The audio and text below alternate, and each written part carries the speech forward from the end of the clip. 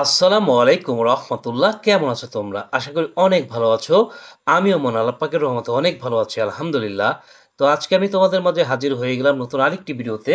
আর আজকের এই ভিডিওটা হচ্ছে তোমরা যারা এইচএসসি 2024 এর স্টুডেন্টস রয়েছো, অলরেডি তোমাদের পরীক্ষা চলতেছে। তো ইংরেজি প্রথম পত্র ফার্স্ট পেপারে কিভাবে তুমি 50+ মার্কস কনফার্ম করবে সেটার জন্য হাজির হয়ে গেছি। অর্থাৎ যারা পাস মার্ক নিয়ে চিন্তিত আছো তাদের জন্য এই ভিডিওটা খুবই ইফেক্টিভ, খুবই হেল্পফুল একটা ভিডিও হতে যাচ্ছে। তো এই ভিডিওটা একটু লং হবে, হ্যাঁ, হতে পারে এই ভিডিওটা 1 ঘন্টা হতে পারে, এই ভিডিওটা 1 ঘন্টার মতো হতে পারে। তো এই একটা ঘন্টা তোমরা একটু সময় নিয়া, হ্যাঁ, একটু ধৈর্য নিয়ে এই ভিডিওটা শুরু থেকে শেষ পর্যন্ত দেখবা। শুরু থেকে শেষ পর্যন্ত দেখলে অবশ্যই আমি বিশ্বাস করি যে তুমি, তোমার পাস মার্ক তো উঠবেই, তুমি 50-এর উপরে মার্কস পেয়ে যাবা। ঠিক আছে? তো অবশ্যই এই ভিডিওটা তোমাকে অনুসরণ করতে হবে। আচ্ছা, তো আমাদের ইউটিউব চ্যানেলের নাম হচ্ছে রাফি এডুকেশন, একই নামে আমাদের ফেসবুক পেজ রয়েছে। তো এই চ্যানেলটাকে সাবস্ক্রাইব করে দাও এবং পেজটাকে ফলো করে দাও। ওকে, তো এখানে আমি চলে যাচ্ছি শুরুতে 2 নাম্বার কোশ্চেন। তোমাদের ইংরেজি প্রথম পত্রে 2 নাম্বার যে কোশ্চেনটা আছে সেটা হচ্ছে ফ্লো চার্ট। এখানে রয়েছে 5 মার্কস। ওকে, দেখো ফ্লো চার্টে কি বলা থাকে যে the following text showing the condition of adolescent girls in Bangladesh, make a flow chart, one is done for you. তো এখানে দেখো যে এখানে যে শোয়িং এর পরে যে বিষয়টা আছে যে দি condition of adolescent girls in Bangladesh, অর্থাৎ বাংলাদেশের মেয়েদের অবস্থা, মেয়েরা কোন অবস্থায় আছে। তো দেখো এখানে প্রথমটা তো করে দেওয়া থাকবে তোমার, যেমন গেটিং ম্যারিড আর্লি, তো এটা করে দেওয়া আছে। তো এরপরে অ্যান্সারগুলো কি হতে পারে? ড্রপিং আউট অফ স্কুল, হ্যাঁ, যখন মেয়েদের বিয়ে হয়ে যায় তখন তারা স্কুল ছেড়ে দেয়, তাহলে ড্রপিং আউট অফ স্কুল। এরপর কি লসিং সোশ্যাল স্ট্যাটাস, এরপর আছে losing financial supports including dowry related violence, becoming mother early. তো এখানে একটা বিষয় তুমি খেয়াল করে দেখো যে এখানে যেহেতু প্রথমটার মধ্যে আইএনজি করা আছে, প্রথমটার মধ্যে আইএনজি করা আছে, এই জন্য সবগুলোর মধ্যে কি হয়েছে? আইএনজি হয়েছে। ড্রপিং এর মধ্যে আইএনজি, লসিং এর মধ্যে আইএনজি, এরপরে আবার লসিং আছে আইএনজি, ইনক্লুডিং এর মধ্যে আইএনজি আছে, বিকামিং এর মধ্যে আইএনজি আছে। তো আইএনজি ফরম্যাটে থাকলে সবগুলো তোমার আইএনজি রাখতে হবে। এখন যদি ভার্ব ওয়ান ফরম্যাটে থাকে তাহলে সবগুলো ভার্ব ওয়ান, যেমন গেট ম্যারিড আর্লি, তাহলে পরেরটা কি হচ্ছে? Drop out of school, lose social status, তারপরে lose financial supports, include dowry related violence, become mother early. তো এগুলো সব ভার্ব ওয়ানে রাখা হয়েছে, যেহেতু প্রথমটা ভার্ব ওয়ানে করা, যেহেতু এখানে প্রথমটা ভার্ব ওয়ানে করা, গেট মানে ভার্ব ওয়ান, তাহলে গেট, গট, গটেন বা গট। ঠিক আছে? তো এটা হচ্ছে কি ভার্ব ওয়ানে করা, ভার্ব ওয়ানে করা দেখে সবগুলোর মধ্যে কি ভার্ব ওয়ানে রাখবা। আচ্ছা, এবার আসি verb three, got married early, তাহলে কি হতে পারে? Dropped out of school, get, got বা গটেন। তো এইটা ভার্ব থ্রি আকারে আছে। তো গট ম্যারিড আর্লি, এবার কি dropped out of school, lost social status, lost financial supports, included dowry related violence, become mother early. তো এগুলো সবগুলো কি ভার্ব থ্রি ফর্মেটে আছে। ওকে, আচ্ছা এবার আসি ইনফিনিটিভ ফর্মে, যেমন টু গেট, হ্যাঁ, টু গেট, তাহলে প্রত্যেকটার মধ্যে টু প্লাস ভার্ব ওয়ান রাখতে হবে। To get married early, to drop out of school, to lose social status, to lose financial supports, to include dowry related violence, to become mother early. তো এগুলো প্রত্যেকটার মধ্যে কি আছে? টু প্লাস ভার্ব ওয়ান আছে। তো এইভাবে যদি থাকে তাহলে তোমাকে প্রত্যেকটার মধ্যে কি রাখতে হবে? টু প্লাস ভার্ব ওয়ান রাখতে হবে। ওকে, ওকে, আচ্ছা, আচ্ছা এরপরে আসি আরও একটা ফরম্যাট আছে, যেমন এটা কি? যেমন এই the following text showing the painful life experience of Amerigo, make a flowchart, one is done for you. হ্যাঁ, তো এটাদের প্রথমটার মধ্যে কি আছে? যে হোমলেস আছে, হোমলেস।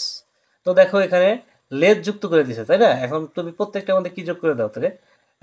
তোমার প্রত্যেকটা অ্যান্সারের মধ্যে লেস কথাটা থাকতে হবে। যেমন হোমলেস হয়েছে, তারপর লাভলেস হতে পারে, জবলেস হতে পারে, ফুডলেস হতে পারে, পিসলেস হতে পারে, সিকিউরিটি লেস হতে পারে। ঠিক আছে? ওকে, তো এইভাবে খুবই সহজে কিন্তু তুমি যে কোনো ফ্লোচার্টে অ্যান্সার করতে পারবা। এরপর দেখো 3 নাম্বার কোশ্চেন আছে যে write the summary of the text. হ্যাঁ, বলা হচ্ছে যে টেক্সট থেকে সামারি লেখো। তো সামারি লিখতে গেলে তোমরা অনেকে কি করো যে পুরো প্যাসেজটাই তুলে দিয়ে আসো, এরকম কিন্তু করা যাবে না, পুরো প্যাসেজ তুলে দেওয়া যাবে না। ঠিক আছে? সামারি 5 লাইনের মধ্যে শেষ দিবা, সর্বোচ্চ 5 লাইন, এরপর যাবা না। হ্যাঁ হ্যাঁ, 5 লাইনের জায়গায় তোমার 6 লাইন বা 7 লাইন হতে পারে, হ্যাঁ, কিন্তু তার থেকে বেশি কিন্তু হওয়া যাবে না, ঠিক আছে? তবে আমি তোমাকে সাজেস্ট করব তুমি অবশ্যই 5 লাইনের মধ্যে সামারিটা লিখবা।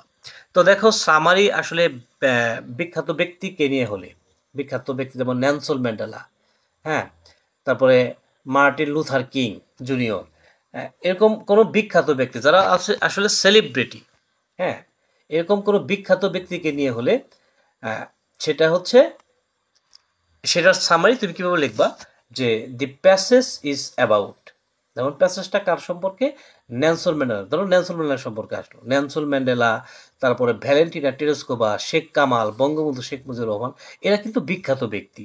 তো এরকম বিখ্যাত ব্যক্তি নিয়ে যদি সামারি আসে, তাহলে the passage is about Nelson Mandela, প্যাসেজটা কার সম্পর্কে, নেলসন ম্যান্ডেলা সম্পর্কে। He was born in South Africa, তিনি সাউথ আফ্রিকায় জন্ম নিয়েছিলেন।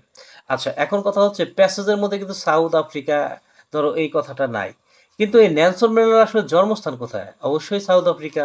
তাহলে এটা যদি প্যাসেজের মধ্যে নাও থাকে, তাহলে এটা তোমার বের করতে হবে যে এই যে ব্যক্তিটা দিছে তার জন্ম আসলে কোথায়, ঠিক আছে, কোন দেশে তার জন্ম হয়েছে। হি ইজ বা was a famous politician of South Africa, যদি তার জন্ম সাউথ আফ্রিকা, আর তার পেশাটা কি, পলিটিশিয়ান মানে রাজনীতিবিদ, ঠিক আছে, তাহলে তিনি কোন জায়গায় রাজনীতিবিদ, অবশ্যই সাউথ আফ্রিকার রাজনীতিবিদ।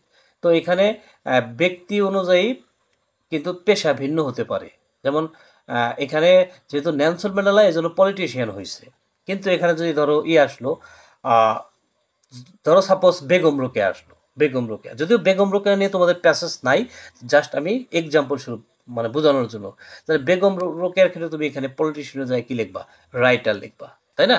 ওকে, আচ্ছা, এরপরে হি had a lot of contributions in reducing apathy, হ্যাঁ, তিনি বর্ণ বৈষম্য দূর করার জন্য তার অবদান আছে। তার অবদানটা আসলে কোন ক্ষেত্রে আছে, বর্ণ বৈষম্য দূর করার জন্য। তাহলে এটা আসলে প্যাসেজ অনুযায়ী কিন্তু ভিন্ন হতে পারে, অবদানটা কিন্তু ভিন্ন হতে পারে। তাহলে he had a lot of contribution in reducing apathy, তিনি আসলে বর্ণ বৈষম্য দূর করছেন South Africa, and received many awards, এবং অনেক পুরস্কার জিতেছিলেন। He died in South Africa, হ্যাঁ, যেহেতু তার জন্ম হচ্ছে সাউথ আফ্রিকা, তাহলে তার মৃত্যুটা কোথায় হয়েছে, সাউথ আফ্রিকায় হয়েছে। আচ্ছা, এখন প্যাসেজ বিখ্যাত কোনো ব্যক্তি না হলে বা প্যাসেজ কোনো ব্যক্তিকে না হলে, তাহলে সেই ক্ষেত্রে ব্যক্তিকে না নিয়ে হলে, বিখ্যাত ব্যক্তি, তোমাকে বিখ্যাত ব্যক্তিটা তো বুঝলা, নেলসন ম্যান্ডেলা, ডক তারপরে কি শেখ কামাল, তারপরে কি আছে ভ্যালেন্টিনা টেরেস্কোভা, এরা হচ্ছে বিখ্যাত ব্যক্তি। আচ্ছা, তো এরা হচ্ছে বিখ্যাত ব্যক্তি। আর প্যাসেজ যদি বিখ্যাত ব্যক্তি না হয় অথবা কোনো ব্যক্তি না হয়, যেমন অ্যাডোলেসেন্স, এটাকে যদি তোমার সামারি লিখতে বলে, তাহলে সেটা তো অ্যাডোলেসেন্স কোনো একটা নির্দিষ্ট ব্যক্তি, সিঙ্গেল কোনো ব্যক্তিকে বোঝাচ্ছে না। তাহলে এরকম ক্ষেত্রে তুমি সামারিটা লিখবে এইভাবে, মানে এক কথায় ব্যক্তি যদি বিখ্যাত না হয় তাহলে তুমি সেটা কীভাবে লিখবা। যেমন এখানে আমেরিগো যে প্যাসেজটা, এখানে আমেরিগো কিন্তু একজন ব্যক্তি, কিন্তু সে কিন্তু বিখ্যাত কোনো ব্যক্তি না, কারণ সে কোনো সেলিব্রিটি না। তো এখানে সামারিটা কি হবে, দি প্যাসেজ ইজ অ্যাবাউট, ধরো আমেরিগো আসছে, তাহলে এখানে আমেরিগোর নামটা বসায় দিলাম। Amerigo is a street child, এখানে প্রথম এইখানে অ্যাবাউটের ঘরে নাম বসায় দেওয়ার পরে তুমি প্যাসেজ থেকে প্রথম লাইন তুলে দিবা, তারপরে গুরুত্বপূর্ণ 2-3 লাইন তুলে দিবা, গুরুত্বপূর্ণ 2-3 লাইন তুলে দিলে তোমার সামারি শেষ হবে, অর্থাৎ 5 লাইনের মধ্যে তুমি সামারিটা শেষ দিবা। যেমন এখানে the passage is about Amerigo, প্যাসেজটা আমেরিগোকে নিয়ে। Amerigo is a street child, Amerigo হচ্ছে একটা পথশিশু। His parents have been divorce from each to other, তার বাবা মা একে অপর থেকে ডিভোর্সড হয়েছে, আলাদা হয়েছে। দে ডোন্ট ওয়ান্ট হিম, তারা তাকে চায় না। So Amerigo is in a great trouble, তাই আমেরিগো কি আছে, বিশাল বিপদের মধ্যে আছে। In the end we can mention that, পরিশেষে আমরা উল্লেখ করতে পারি যে দি author informs about, the author informs about, the author informs us about দিলে আরও ভালো হয়। দি অথর ইনফর্মস আস অ্যাবাউট, কি কার সম্পর্কে বলে, আমেরিগো সম্পর্কে, তাহলে আমেরিগো। অথবা আরেকটু সুন্দর করে আরেকটু স্ট্যান্ডার্ড মানের যদি বলি, তাহলে সেক্ষেত্রে painful life experience of Amerigo through the প্যাসেজের মাধ্যমে। তো এইভাবে তুমি সামারি লিখবা। সামারি এখন যেটাই আসুক, প্যাসেজ যেটাই দেওয়া হোক সামারির জন্য, তাহলে তুমি সহজে এটা কিন্তু পারবা। ঠিক আছে, ওকে। আচ্ছা, এরপরে আসি রিয়ারেন্স। রিয়ারেন্স মানে কি? পুনরায় সাজানো। এখানে 10টা বাক্য এলোমেলোভাবে দেওয়া থাকবে, সেটাকে তোমাকে সঠিকভাবে সাজিয়ে লিখতে হবে। ওকে। আচ্ছা, এজন্য তুমি কি করবা, যে বক্স করে নেবা। বক্সে 2টা খোপ হবে, উপরে থাকবে সংখ্যা, উপরে থাকবে সংখ্যা মানে ন্যাচারাল যে নাম্বারগুলো আমরা লিখি সেটা, আর নিচের গুলোতে থাকবে কি? রোমান সংখ্যা। হ্যাঁ, ধরো 1 নম্বরে অ্যান্সার হয়েছে 9, তাহলে এখানে 9 লিখবা। 2 নম্বরে অ্যান্সার হয়েছে 3 মানে 3, তাহলে এখানে 3 লিখবা। ঠিক আছে? 2 নম্বর হচ্ছে 2 নম্বর অ্যান্সার হচ্ছে 3, তাহলে 3 লিখবা। 3 নম্বর হইছে 4 লিখবা। 4 নম্বরে 5 হইছে 5 লিখবা। 5 নম্বরে 2 হইছে 2 লিখবা। 6 নম্বরে 6 নম্বরে কি হইছে? 6 নম্বরে 7 হইছে 7 হইছে, তাহলে 7 লিখবা। 7 নম্বরে 6 হইছে 6 লিখলা। 8 নম্বরে 8 হইছে 8 লিখছো। 9 নম্বরে 9 হইছে 9 লিখছো। আর 10 নম্বরে ধরো 1 হইছে, তাহলে 1 লিখছো। তো এভাবে বক্সের মাধ্যমে এটা দিবা, এবং এইভাবে দেওয়ার পরে কিন্তু তোমার কাজ শেষ না। অবশ্যই এরকম করে 1 প্যারা আকারে সেটা তোমাকে লিখতে হবে। হ্যাঁ, এরকম 1 প্যারা আকারে সেটা আবার সাজায় দিতে হবে। তো তুমি আসলে রিঅ্যারেঞ্জ করতে গেলে প্রথমে কোন সেন্টেন্সটা বাছাই করবা?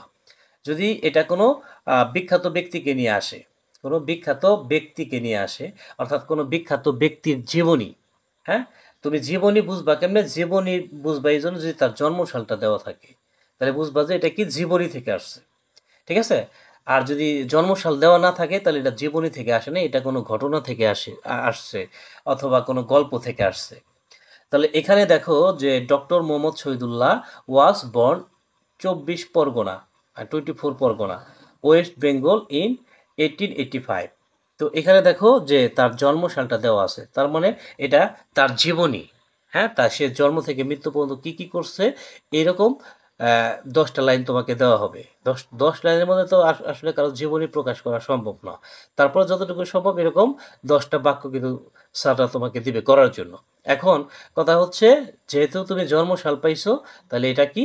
কোনো ব্যক্তির এই ব্যক্তিটার জীবনী সম্পর্কে আসছে। ডক্টর মোহাম্মদ শহীদুল্লাহ, এই যে ব্যক্তিটা, এটা তার জীবনী সম্পর্কে আসছে।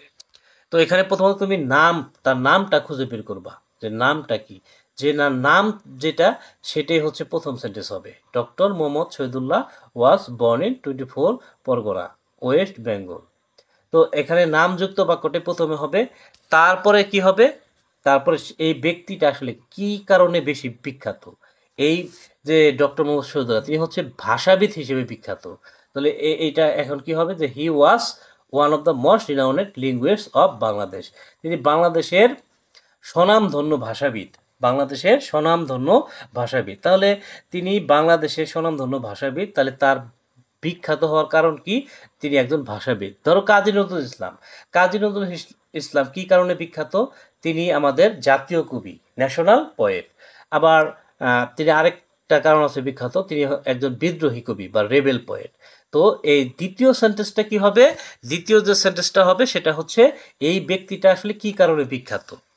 এরপরে তুমি শিক্ষা যে বিষয়গুলো আছে, শিক্ষা, হ্যাঁ, প্রাথমিক শিক্ষা, তারপরে উচ্চ মাধ্যমিক শিক্ষা, তারপরে কলেজের শিক্ষা, তারপরে ভার্সিটি শিক্ষা, এইগুলা খুঁজে বের করবা।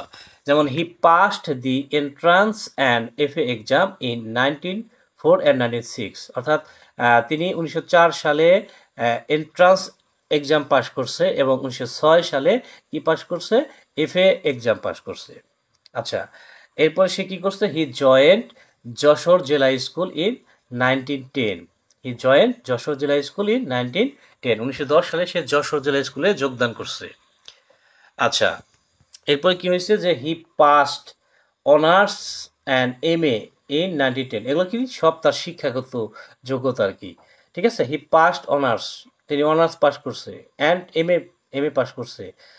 1910 সালে অনার্স পাস করছে, এবং 1912 সালে এমএ পাস করছে। আচ্ছা, এরপরে কি? আচ্ছা, এরপরে মোটামুটি এমএ পাস করার পরে তো লেখাপড়া শেষ হয়ে যায়। লেখাপড়া যখন শেষ হয়ে যায়, তখন মানুষ কি করে? তো তখন অবশ্যই চাকরি বাকরি করে, বা কোনো একটা কাজ করে, কোনো একটা ব্যবসা করে। মূলত মানুষ চাকরি বাকরি করে।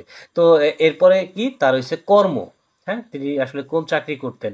হি join Dhaka university as a lecturer of Bengali 1921, অর্থাৎ তিনি 1921 সালে ঢাকা বিশ্ববিদ্যালয়ে লেকচারার হিসেবে, বাংলা লেকচারার হিসেবে তিনি কি করেন? জয়েন করেন। আচ্ছা, লেকচার হিসেবে জয়েন করার পরে হি গট হিজ পিএইচডি। যখন ঢাকা বিশ্ববিদ্যালয়ে জয়েন করার পরে সে তখন আবার আবার আরেকটু পড়াশোনা করছে, সে পিএইচডি শেষ করছে 1928 সালে। এখন কথা হয়েছে এখানে একটা দেখো সিরিয়াল মেনটেন করতে হবে তোমাকে। দেখো 1885 এরপরে আরেকটা সিরিয়াল কি 1904 1906, এরপরে 1910 1912 1921 1928। এখন যদি তুমি 1928টা আগে দাও 1921 পরে নাও তাহলে তো এটা সিরিয়াল মেনটেন হইও না। এইভাবে তোমাকে সিরিয়াল মেনটেন করতে হবে, সিরিয়াল মেনটেন করতে হবে। ওকে, আচ্ছা এরপরে কি আছে, he was second to none in Bengali language and literature. হ্যাঁ, বাংলা সাহিত্যে তার মতো দ্বিতীয় কেউ নেই। He received some awards and contributed much to Bengali literature. এখন হচ্ছে তার যে অবদানগুলো, সেই অবদানগুলো আসবে। হ্যাঁ, এখানে তো তুমি তার এই যে শিক্ষা জীবন তারপর কর্মজীবন প্রকাশ করে ফেলছো, এখন তার অবদান কোন ক্ষেত্রে, এরপর তার পুরস্কার, এগুলো চলে আসবে। তো he received some awards and contributed much to Bengali literature. এরপরে শেষের দিকে কি হবে, মৃত্যুটা হবে। He died in 1969 and we remember him with respect. তো এই রকম এই টাইপের রিয়ারেঞ্জ যদি চলে আসে তাহলে তোমার জন্য প্লাস পয়েন্ট, যে এখানে 10টা খুব অনায়াসে হয়ে যাবে। এখন বিপদ হয়েছে এই জায়গায় যে যদি রিয়ারেঞ্জটা তোমার কোনো গল্প থেকে দেওয়া হয় তাহলে সেই গল্পটা যদি তোমার জানা না থাকে তাহলে এটা অ্যান্সার করাটা অনেকটাই টাফ। তবে এটা শিওর যে এটাও তোমার নাম দিয়ে শুরু হবে, এটাও কোনো না কোনো নাম দিয়ে, ওই গল্পের মধ্যে কারো না কারো নাম দিয়ে শুরু হবে। যেমন রবার্ট ব্রুস, দেখো এটা একটা নাম, তো এটা নাম দিয়ে শুরু হয়েছে। Robert Bruce was a famous king of Scotland. Robert Bruce ছিলেন স্কটল্যান্ডের একজন বিখ্যাত রাজা, তাই না? এই গল্পটা তোমাদের জানাই আছে। তো এই গল্প যদি জানা থাকে তাহলে এটা তোমার অ্যান্সার করা সহজ হবে। এনিমিস ইনভেডেড হিজ কিংডম, শত্রুরা তার রাজ্য আক্রমণ করলো। দি কিং ফট ব্রেভলি, রাজা সাহসিকতার সাথে লড়লো, বাট লস্ট হিজ ব্যাটল, কিন্তু হারলো, তার যুদ্ধক্ষেত্রে সে হারলো। He had to flee from his kingdom to save his life and so he took shelter in a remote cave. হ্যাঁ, সে হচ্ছে তার অবশ্যই যুদ্ধ থেকে বা তার রাজ্য থেকে পলায়ন করতে হয়েছে তার জীবন বাঁচানোর ক্ষেত্রে। So he took shelter in a remote cave, এবং তাই সে একটা দূরবর্তী গুহায় আশ্রয় নিল। The king was always in a gloomy state for his unhappy condition. রাজা সবসময় গ্লুমি স্টেট মানে সবসময় মন খারাপ থাকতো, ফর হিজ আনহ্যাপি কন্ডিশন, তার আনহ্যাপি কন্ডিশন। হ্যাঁ, অর্থাৎ তার খারাপ ভাগ্যের কারণে তার মন খারাপ থাকতো। Once when he was lying in the cave, একদা যখন সে কেবের মধ্যে পড়ে আসিল, মানে গুহার মধ্যে পড়ে আসিল, he saw a spider trying hard to reach the ceiling of the cave. সে দেখলো যে একটা মাকড়সা খুব চেষ্টা করতেছে যে ওই যে গুহাটা আছে ওই গুহার সিলিংয়ে ওঠার জন্য। The spider failed again and again, অর্থাৎ এই যে মাকড়সাটা বারবার ব্যর্থ হচ্ছিল। টু সাকসিড, সফল হতে, but it did not give up hope, কিন্তু এটি তার আশা ছাড়ল না। Bruce saw the spider climbing to the ceiling after some unsuccessful attempts, which inspired Bruce two shake off the darkness of the despair. হ্যাঁ, তো ব্রুস দেখলো কি যে কয়েকবার চেষ্টা করার পর, কয়েকবার ব্যর্থ হবার পর চেষ্টা করার পর সে ব্যর্থ হয়েছে। ব্যর্থ হওয়ার পরে সে তার যে গন্তব্য, হ্যাঁ সেই গন্তব্যে সে কিন্তু পৌঁছে গেছে। He gathered an army of strong man. হ্যাঁ, এই যে মাকড়সার যে প্রচেষ্টা, এই প্রচেষ্টা এই রবার্ট বুশকে কি করছে যে আশার আলো দেখাইছে। হ্যাঁ, যে সে যে বারবার কয়েকবার ব্যর্থ হওয়ার পরে আবার সে সফল হয়ে গেছে, এটা তাকে আশার আলো দেখাইছে। He gathered an army of strong, হ্যাঁ সে শক্তিশালী কিছু আর্মি বা সৈন্য জোগাড় করলো। অ্যান্ড অ্যাটাকড হিজ ইনিমিস, এবং তার শত্রুদের আবার কি করলো, আক্রমণ করলো। The enemies were defeated and Robert Bruce regained his kingdom, অর্থাৎ তার শত্রুরা পরাজিত হলো এবং সে আবার তার রাজ্য জয় করলো। তো এইটা হচ্ছে একটা গল্পের ধারাবাহিকতা। হ্যাঁ, যে এটার পরে এটা, এটার পরে এটা, এরকম বিষয়গুলো চলে আসবে।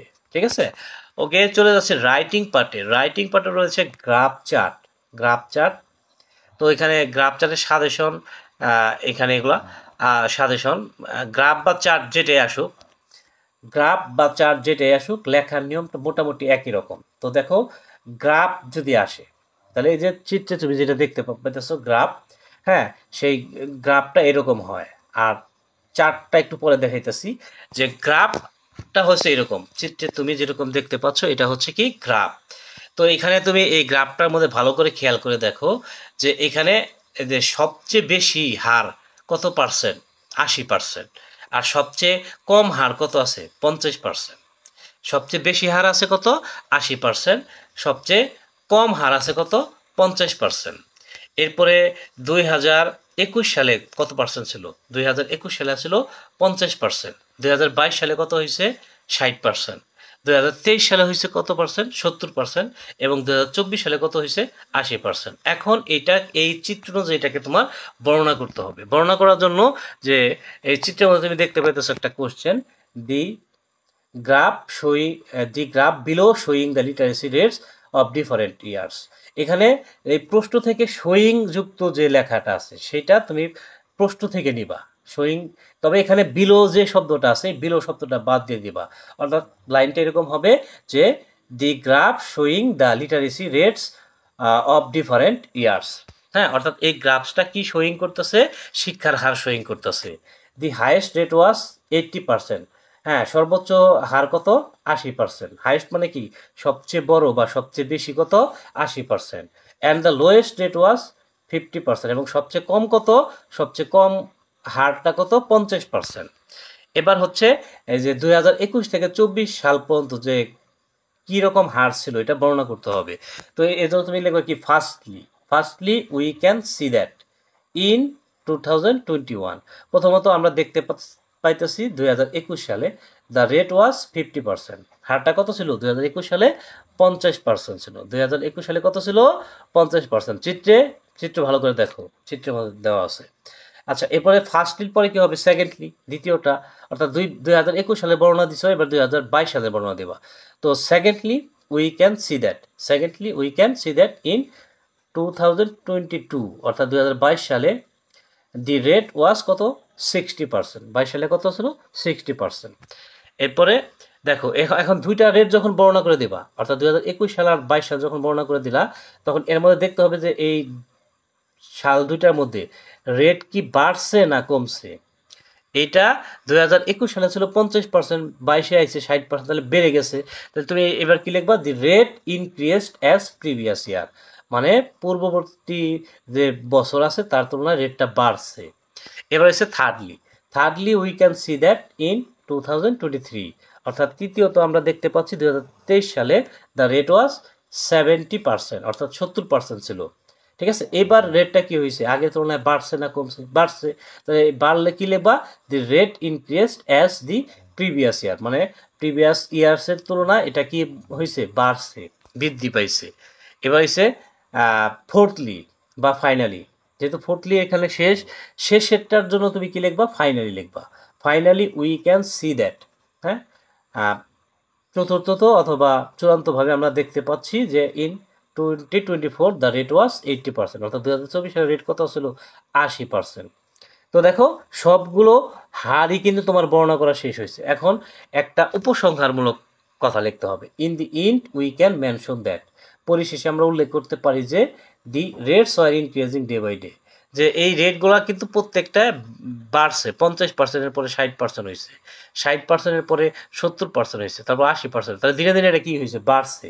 আর যদি কমতো, হ্যাঁ, বাড়লে ইনক্রিজিং আর কমলে হয়েছে ডিক্রিজিং। তাহলে বাড়ছে যদি, তাহলে এই জন্য আমরা এখানে কি লিখবো, ইনক্রিজিং ডে বাই ডে, ধীরে ধীরে এটা বৃদ্ধি পাইছে। দি রেটস স্যাটিসফাই আস। এখন দেখো শিক্ষার হার যদি বৃদ্ধি পায় তাহলে তো সেটা একটা পজিটিভ বিষয়, তাহলে সেই জন্য স্যাটিসফাই লিখবা। আর যদি এটা মানে শিক্ষার হার না হয়ে যদি জনসংখ্যার হার হইতো, তাহলে জনসংখ্যার হার যদি ক্রমান্বয়ে বাড়তে থাকে তাহলে সেটা কি হবে, সেটা অবশ্যই ডিসস্যাটিসফাই হবে। কারণ পজিটিভ বুঝাইলে স্যাটিসফাই, হ্যাঁ, কোনো দেশের প্রেক্ষাপটে যদি বিষয়টা পজিটিভ বুঝায় তাহলে স্যাটিসফাই, আর যদি বিষয়টা নেগেটিভ বুঝায় তাহলে ডিসস্যাটিসফাই। আচ্ছা, একইভাবে তুমি কিন্তু চার্টটাও লিখতে পারবা। ঠিক আছে, চার্ট। তো চার্টের পিকচারটা তুমি দেখতে পাচ্ছ স্ক্রিনে। তো এই যে চার্ট, এই চার্টটা তুমি খেয়াল করো। হ্যাঁ, এই চার্টের মধ্যে কি আছে, এই চার্টের মধ্যে দেখো যে হাইয়েস্ট রেট আছে, হ্যাঁ 35%, এবং লোয়েস্ট রেট আছে কত, 15%, মানে 15%। হাইয়েস্ট রেট হচ্ছে 35%, মানে সর্বোচ্চ হার কত 35%, এবং সর্বনিম্ন হার কত 15%। হ্যাঁ, এরপরে বাংলাতে হয়েছে 30% আছে, তারপর ইংলিশে আছে 20%, ইংলিশ আছে কত 20% আছে, তারপরে কি আছে ম্যাথ মানে গণিত, গণিতে এসে 15% আছে, এবং আইসিটিতে 35% আছে। এখন এটা ঠিক গ্রাফের মতো করে তোমাকে বর্ণনা করতে হবে। হ্যাঁ, শোয়িং যুক্ত লাইনটা তুমি বাছাই করবা প্রশ্ন থেকে। The chart showing subject choice of students of a college, the highest rate is 35%, তাহলে হাইয়েস্ট রেট কত 35%, and the lowest rate is 15%, সর্বনিম্ন রেট কত 15%। এবার এসে firstly we can see that in Bangla, প্রথমত আমরা দেখতে পাচ্ছি যে in Bangla the rate is 30%, বাংলাতে রেটটা কত 30%।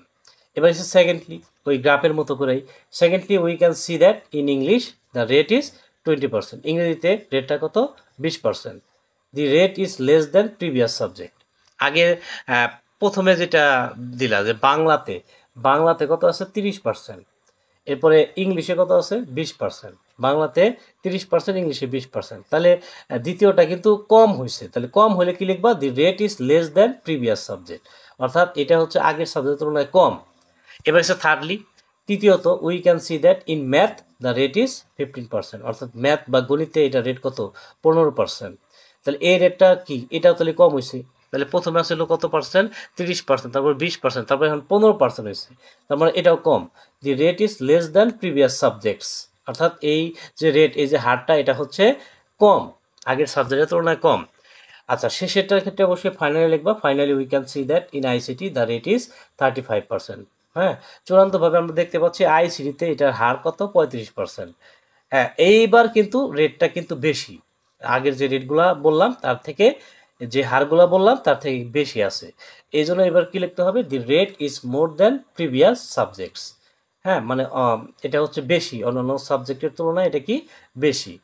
এবার হচ্ছে উপসংহার, in the end we can mention that the most of the students show their interest in ICT, the rate satisfy us. ঠিক আছে, যেহেতু আইসিটি একটা প্রযুক্তির একটা সাবজেক্ট, তো এটার মধ্যে ছাত্রছাত্রীদের বেশি আগ্রহ, তাহলে অবশ্যই এটা একটা পজিটিভ দিক। তো সেই জন্য কি লিখবা, দি রেটস স্যাটিসফাই আস। তো এইভাবে গ্রাফ বা চার্ট যেটাই তোমাকে দেওয়া হোক সেটা তুমি অনায়াসে পরীক্ষায় অ্যান্সার করে ফেলতে পারবা। আচ্ছা, এবার আসি কমপ্লিটিং স্টোরি। কমপ্লিটিং স্টোরি মাত্র দুইটা ফরম্যাট তোমাদের মধ্যে শেয়ার করব, এই দুইটা ফরম্যাট অবশ্যই তুমি মুখস্থ করে যাও। তো এই দুইটা ফরম্যাট দিয়ে তুমি যে কোনো কমপ্লিটিং স্টোরি কিন্তু পরীক্ষা লিখে ফেলতে পারো, পরীক্ষা যেটাই আসুক, থ্রাস্টি ক্রো আসুক, উড কাটার আসুক, রবার্ট বুশ আসুক, এ লায়ার শেপার্ড আসুক, বা হ্যাপি কবলার আসুক, dress does not make a man great, যাই আসুক তুমি সেটা লিখতে পারবা। তো দেখো, তোমাকে জাস্ট বুঝতে হবে যে গল্পটা কি পজিটিভ না নেগেটিভ। যদি পজিটিভ হয় তাহলে এই যে প্রথম ফরম্যাট, ঠিক আছে, যেমন এইখানে এখানে কি বলা থাকে যে রিড দ্য ফলোয়িং স্টোরি, যে এই গল্পটা পড়ো, complete it with a suitable title, এই উপযুক্ত নাম দিয়ে এটা এটাকে কমপ্লিট করো, সম্পূর্ণ করো। তো এখানে দেখো কিছু অংশ দেওয়া আছে যে once there lived a woodcutter, he was a very poor but honest, he lived on the bank of the river near a jungle, he use to cut wood dot dot, এরকম কিছু অংশ দেওয়া থাকতে পারে, 2-3 লাইনের বা চার চার লাইনের, দুই দুই থেকে চার লাইনের মধ্যে, মানে 3 থেকে 4 লাইনের মধ্যে থাকবে। তো এটার জন্য তুমি একটা নাম দিবা, এই গল্পটার একটা নাম দিবা। তুমি এই গল্পের সাথে ছোটকাল থেকেই পরিচিত, হ্যাঁ, আই মিন তুমি ক্লাস 5 থেকেই কিন্তু এই গল্পের সাথে পরিচিত, তাই না? হ্যাঁ, উডকাটার, থ্রাস্টি ক্রো, এগুলো তুমি আগে থেকেই পড়ে আসতেছো। তো এখন কথা হচ্ছে যে এই যে উডকাটার এই গল্পটা, এটা কি পজিটিভ গল্প না নেগেটিভ গল্প? তোমার কাছে এটা কি মনে হইতেছে? যদি পজিটিভ গল্প হয় তাহলে এটা এই এই যে প্রথম এখানে এই ফরম্যাটটা আছে, পজিটিভ গল্প যদি হয় তাহলে এটার ফরম্যাট আছে, তার মানে এখানে কি করতে হবে, আগে প্রথমত এই গল্পের নাম দিবা, হতে পারে এই গল্পের অনুযায়ী অনেস্ট উডকাটার। এখন যদি তুমি নাম দিতে না পারো তাহলে সেক্ষেত্রে তুমি কি লিখবা, দি স্টোরি অফ, কি লিখবা, the story of. Story of কথাটা লিখে জাস্ট এই জায়গায় নামটা বসাই দিবা, ঠিক আছে? যেমন এখানে গল্পের স্টার্টিং পয়েন্টের কি নাম আছে? উডকাটার। তাহলে দি স্টোরি অফ, এখানে কি লিখবা? উডকাটার। হ্যাঁ, এই যে এখানে প্রথম লাইনে কি আছে? উডকাটার আছে। তাহলে দি স্টোরি অফ এর এই যে ফাঁকা জায়গা, এই ফাঁকা জায়গা তুমি কি লিখবা? উডকাটার। এরপরে প্রশ্নপত্রে যতটুকু আছে ততটুকু লিখে নিবা। প্রশ্নপত্রে যতটুকু আছে ততটুকু লিখে নিবা। এরপরে দেখো, তারপর থেকে ফরম্যাটটা শুরু হবে যে সামথিং, এখানে কি আছে? যে something was important part of his life, কিছু তার জীবনের জন্য কোনো একটা বিষয় বা কিছু তার জীবনের জন্য গুরুত্বপূর্ণ ছিল। এখন উড কাটারের জন্য গুরুত্বপূর্ণ আসলে আসলে কি ছিল? যে এক্স, তার যে কুড়ালটা। এখন যদি তুমি না বুঝো যে গল্পের ক্ষেত্রে তুমি কি লিখবা, তাহলে সেক্ষেত্রে তুমি এখানে এই যে ব্র্যাকেটে সামথিং দেওয়া হয়েছে, সামথিংটাই বসাই দিবা যে something was important part of his life, কোনো কিছু তার জন্য তার জীবনের জন্য গুরুত্বপূর্ণ ছিল, বাট হি লস্ট ইট, কিন্তু এটা সে হারিয়ে ফেলেছিল। হ্যাঁ, কিন্তু এটা সে হারিয়ে ফেলেছে। অথবা তুমি লিখতে পারো he felt scarcity of it, হ্যাঁ, সে এটার দুষ্প্রাপ্যে বোধ করলো, এটা দুষ্প্রাপ্য বোধ করলো, অথবা এটার অভাব বোধ করলো। If he suffered it for long time, যদি সেটা দীর্ঘ সময় ভোগ করতো, he would be the unhappiest person, সে অসুখী ব্যক্তিতে পরিণত হতো। So he tried to recover his problem, তাই সে তার সমস্যা কাটানোর চেষ্টা করতেছিল। But it was quite impossible, কিন্তু এটা ছিল মোটামুটি কঠিন। He did not leave his hope, সে তার আশা ছাড়ল না। He knew that where there is A will there is a way, সে জানতো যে ইচ্ছা থাকলে উপায় হয়। He moved here and there but return in vain, সে এদিকে সেদিকে ঘোরাঘুরি করলো, দৌড়াদৌড়ি করলো, কিন্তু সে ব্যর্থ হয়ে ফিরল। হি বিকেম ডিসঅ্যাপয়েন্টেড, সে হতাশ হয়ে গেল। হি স্টার্টেড ক্রাইম, সে কান্নাকাটি জুড়ে দিল। In the mean time a strange thing happen, ওই সময় একটা অদ্ভুত ঘটনা ঘটলো। হি নোটিস দ্যাট এ অথবা অ্যান ফেইরি, জার বা স্পাইডার, হ্যাঁ, ওই সময়ে একটা ফেইরি মানে একটা পরী, অথবা এ জার, অথবা মানে একটা কলস, অথবা স্পাইডার, হ্যাঁ, মানে ওই গল্প অনুযায়ী এরকম একটা বিষয় দিতে হবে যেটা এই গল্পের সাথে যায় আর কি। যেমন উডকাটারের ক্ষেত্রে ফেরি দিতে পারো, সাস্টিকোয়ের ক্ষেত্রে জার লিখতে পারো, হ্যাঁ, রবার্ট বুশের ক্ষেত্রে স্পাইডার কথাটা লিখতে পারো। তাহলে হি নোটিস দ্যাট এ ফেইরি বা এ জার অথবা এ স্পাইডার অ্যাপিয়ার বিফোর হিম, সে খেয়াল করলো যে যে একটা পরী অথবা একটা কলস অথবা একটা মাকড়সা তার সামনে হাজির হলো। দি ফেইরি বা the jar, the spider was the way of recovering his problem, এই পরীটি অথবা এই কলসটি অথবা এই মাকড়সাটি তার সমস্যা কাটানোর জন্য একটা উপায় ছিল। Finally he recovered his problem and return home, অবশেষে সে তার সমস্যা দূর করলো এবং বাড়ি ফিরলো। তো এটা হচ্ছে পজিটিভ গল্পের ক্ষেত্রে। পজিটিভ গল্পটা বোঝার উপায় কি?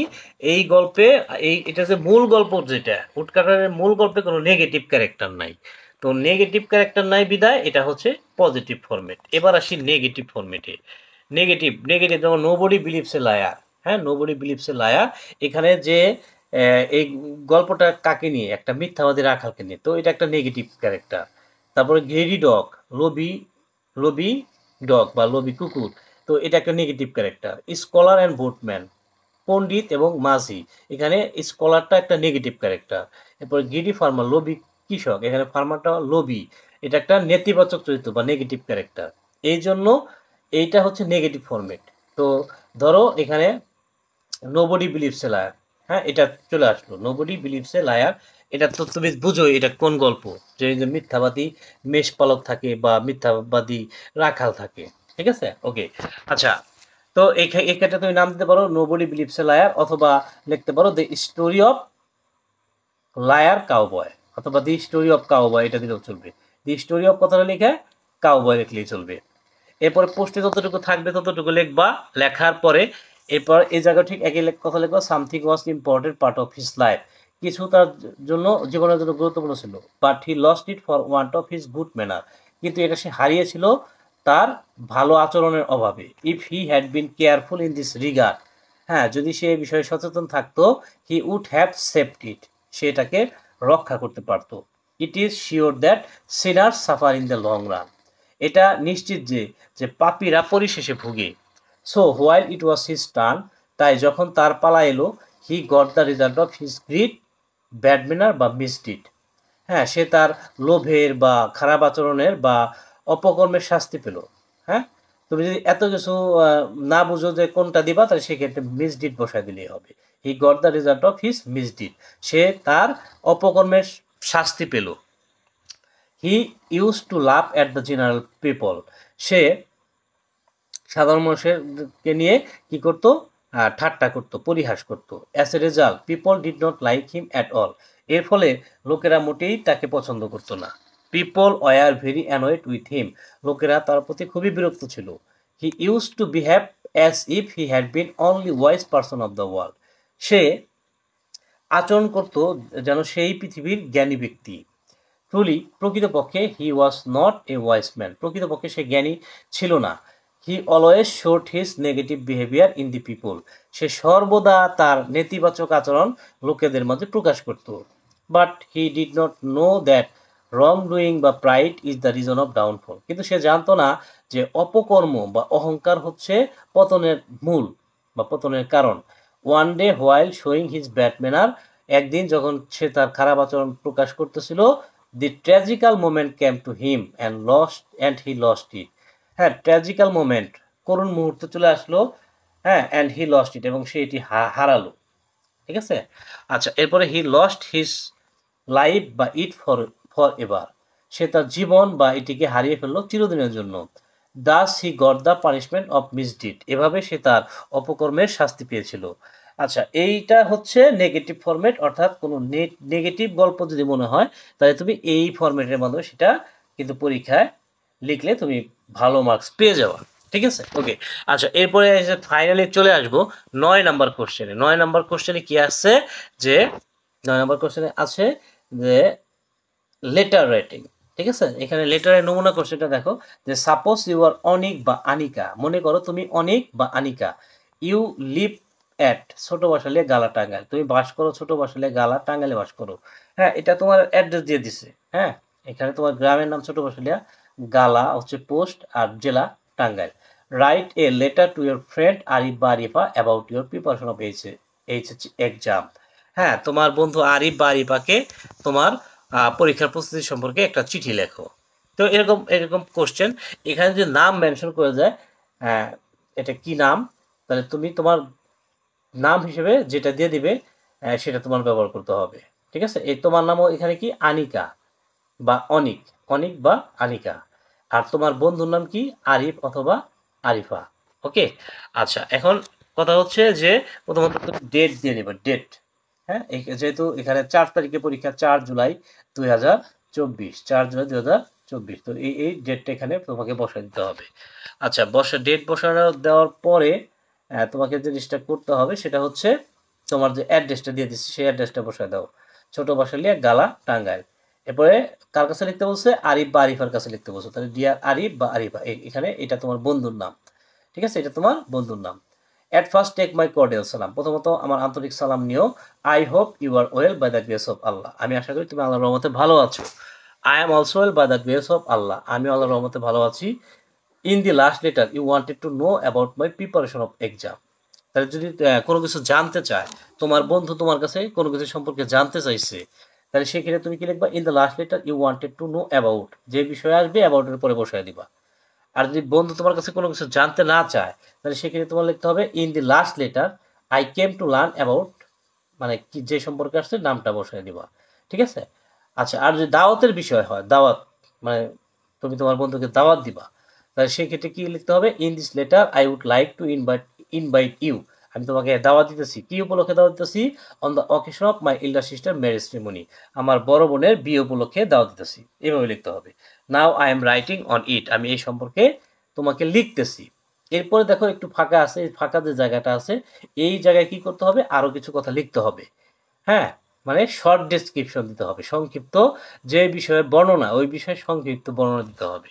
এরপর একটু ফাঁকা রাখবা, ফাঁকা রাখার পরে লিখবা কি, নো মোর টুডে, আজ আর নয়, টেক কেয়ার ইউর সেলফ, ভালো থেকো, ইউর এভার। এইখানে তুমি কি করবা, তোমার ইউর এভারের পরে এখানে তুমি তোমার নামটা ব্যবহার করবা। এখানে প্রশ্নপত্রে তোমার নাম বলছিল কি অনিক, তাহলে এখানে তুমি অনিক বসাবা, অথবা আনিকা, আনিকা বসাই দিবা।